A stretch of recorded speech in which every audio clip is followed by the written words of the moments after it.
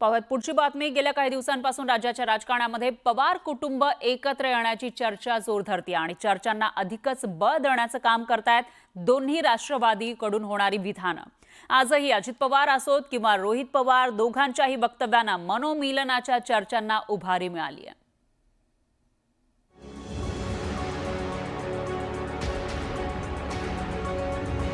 फक्त कुटुंबाच्या बाबतीत बोलायचं झालं तर तसं पवार कुटुंब एक आहे।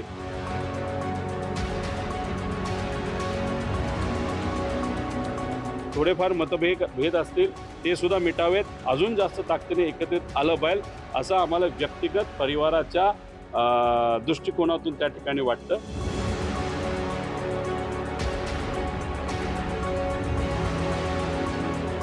आणि याची मध्यस्थी जर कोण करू शकतं आणि करण्याची क्षमता आणि पद ज्याच्याकडे आहे तर त्या सुप्रियाताई आहेत। एकीकडे अहिल्यानगरमध्ये रोहित पवार कुटुंब एकत्र येण्याबाबत सकारात्मक विधान करत होते, तर दुसरीकडे पुण्यात एका पुस्तक प्रकाशनाच्या कार्यक्रमात अजित पवार आपल्या काका काकींच्या आठवणीत रमले।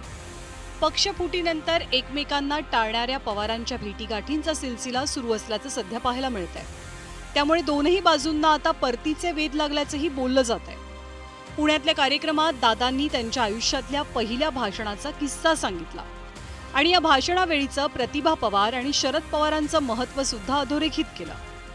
मी कधी भाषण केलेलं नव्हतं आणि माझ्या घरातल्या काकी, प्रतिभा काकी त्या लांब कुठंतरी गाडी लावून बसलेल्या होत्या। आता ही काय बोलतो काय करतोय, आणि मी भाषण करायला उठलो, मला पण असा दरदरून घाम सुटला होता, हातपाय लटलट कापत होते। म्हणलं आता हे जर असलं आपलं चित्र समोर गेलं बारामती लोकसभा मतदारसंघाच्या, तर मतदार म्हणते जे यायला ह्याला बोलता येत नाही, कशाला आपल्या पुढे उभा आहे।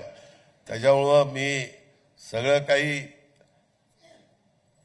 डोक्यामध्ये आणलं आणि म्हणलं काय व्हायचं ते होईल। यायला साहेब एवढं बोलतात तर आपल्याला एवढंच बोलता येईल, आणि त्याच्यानंतर ते भाषण केलं।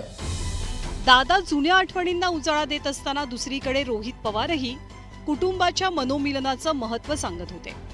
दोन्ही राष्ट्रवादी एकत्र येण्यासाठी साहेब आणि दादांमध्ये समेट होणं अतिशय महत्त्वाचं आहे आणि दोन्ही पवारांमधला हा दुरावा पवार कुटुंबातली एकच व्यक्ती संपवू शकते असं म्हणत त्यांनी एक प्रकारे सुप्रिया सुळेंनाच मध्यस्थीचं साकडं घातलंय।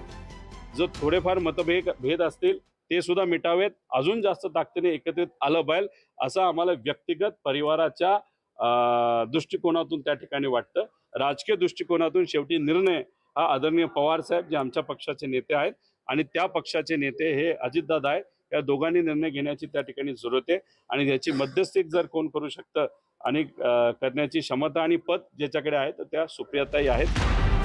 अगदी काही दिवसांपूर्वी जेव्हा पवारांच्या एकत्र येण्याची चर्चा झाली तेव्हा सुप्रिया सुळेंनी या मनोमिलनाचं स्वागतच केलं। मतभेद मिटले तर आनंदच होईल असंही त्यांनी सांगितलेलं। आता शरद पवार, अजित पवार जो निर्णय घेतील तो अनेक वर्ष मी मानतच आली आहे, तर आज का नाही मानणार? मग तो एकत्र यायचा असेल तरी जो काय ते निर्णय घेतील, मी तुम्हाला म्हणलं तसं की मी एक लोकप्रतिनिधी आहे, जर तरची उत्तरं द्यायचा मला अधिकार नाही।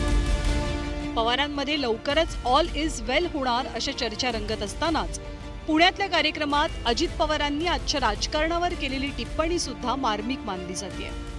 अलीकडच्या काळामध्ये लोक विचार करतात, आता कोण कुठं जातोय, कोण कुठं जातोय, त्याचा मागचा पुढचा विचार करत नाही, विचारधारेचा विचार त्या ठिकाणी करत नाही, अशा बऱ्याच गोष्टी आहेत।